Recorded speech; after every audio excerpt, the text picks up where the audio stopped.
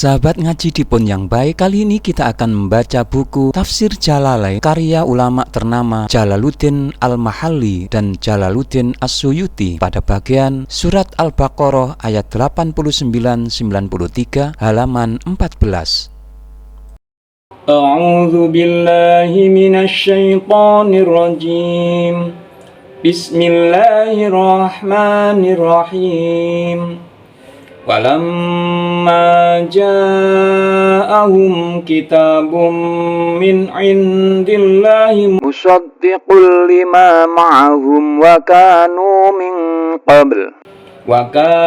min qablu yastaftihuna 'alal ladzina kafaru falamma ja'ahum ma 'arafu kafaru bih fala'natullahi 'alal kafirin. Dan tatkala datang kepada mereka Al-Quran dari Allah yang membenarkan apa yang ada pada mereka, yakni Taurat, padahal sebelum datangnya Al-Quran itu memohon pertolongan agar memperoleh kemenangan atas orang-orang kafir dengan mengucapkan, "Ya Allah, tolonglah kami dengan nabi yang akan dibangkitkan di akhir zaman." Maka setelah datang kepada mereka apa yang telah mereka ketahui, yaitu berupa kebenaran dengan diutusnya Nabi Muhammad itu, mereka lalu ingkar kepadanya, disebabkan kedengkian dan takut kehilangan pengaruh. Jawaban bagi lamma atau tatkala yang pertama ditunjukkan oleh jawaban lamma yang kedua, maka laknat Allah atas orang-orang kafir itu. Bi'sa mashtarau bi anfusahum an yakfuru bima anzalallahu baghyan an yunazzilallahu min fadlihi ala man yasha'u min ibadihi faba'u bighadabin ala ghadab walil kafirina 'adzabun muhin.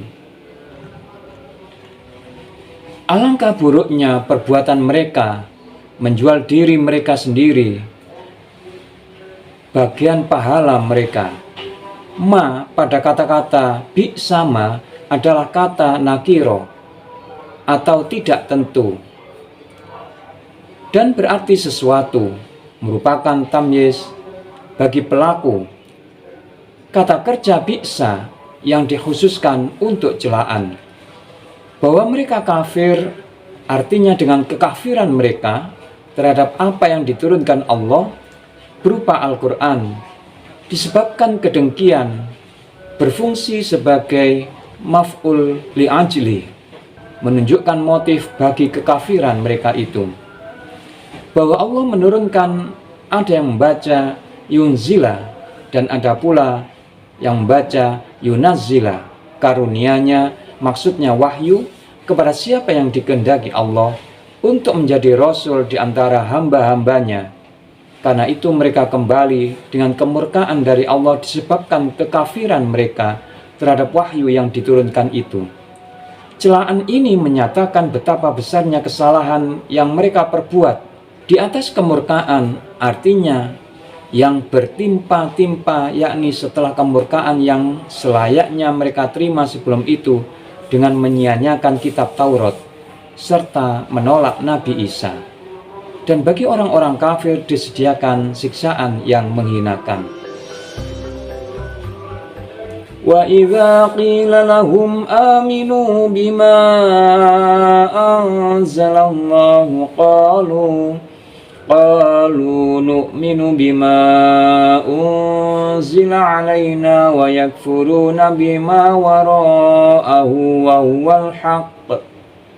huwal haqqu musaddiqan lima ma'ahum qul falima taqtuluna anbiya Allahi min qablu in kuntum mu'minin. Dan apabila dikatakan kepada mereka, Berimanlah kamu kepada apa yang diturunkan Allah, yakni Al-Quran dan kitab-kitab yang lainnya. Mereka berkata, kami beriman kepada apa yang diturunkan kepada kami, yakni Taurat. Maka firman Allah Ta'ala, sedangkan mereka kafir. Wawu di sini menunjukkan hal, sehingga berarti sedangkan terhadap yang diturunkan di belakangnya atau selain dari itu seperti Al-Quran. Padahal Al-Quran itulah yang hak. Kalimat ini menjadi hal membenarkan, menjadi hal yang kedua yang memperkuat apa yang ada pada mereka. Katakanlah kepada mereka, kenapa kamu dahulu membunuh nabi-nabi Allah jika kamu benar-benar beriman pada Taurat, di mana padanya terdapat larangan membunuh mereka? Pertanyaan ini ditujukan kepada orang-orang Yahudi yang ada di masa Nabi kita mengenai perbuatan nenek moyang mereka yang nyata-nyata mereka setujui.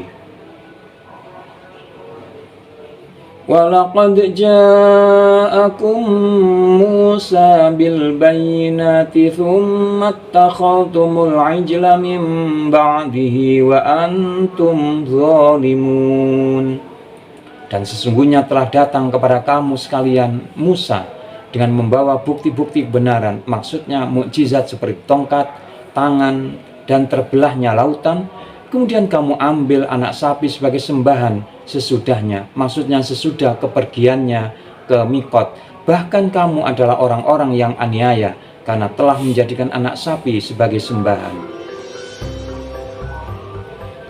Wa idh akhadna mitsaqakum wa rafa'na fawqakumut tur khudhu ma atainakum biquwwatin wasma'u qalu sami'na wa 'asayna wa ushribu fi qulubihimul 'ijla bikufrihim qul bi'sa ma ya'murukum bihi imanukum in kuntum mu'minin.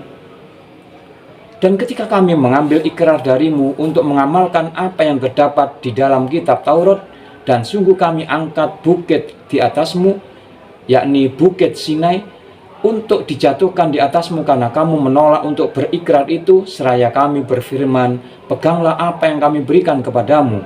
Maksudnya taatilah dengan serius dan bersungguh-sungguh, dan dengarkanlah apa yang dititahkan kepadamu dengan patuh.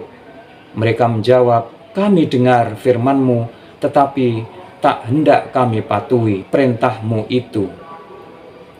Dan diminumkan ke dalam hati mereka anak sapi, artinya diresapkan ke dalam hati mereka itu kecintaan menyembah anak sapi, tak ubah bagai meresapnya minuman karena kekafiran mereka. Katakanlah kepada mereka, teramat jahatlah apa yang diperintahkan oleh keimananmu terhadap Taurat itu, yaitu pemujaan anak sapi, jika kamu benar-benar beriman kepadanya sebagai pengakuanmu itu.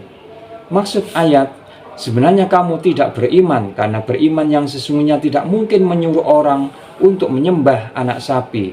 Yang diceritakan di sini nenek moyang mereka, tetapi yang dituju adalah mereka sendiri, seolah-olah Allah berfirman, demikianlah halnya kamu tidak beriman pada Taurat, karena kamu mendustakan Nabi Muhammad, padahal keimanan pada kitab suci itu tak mungkin akan berakibat mendustakannya.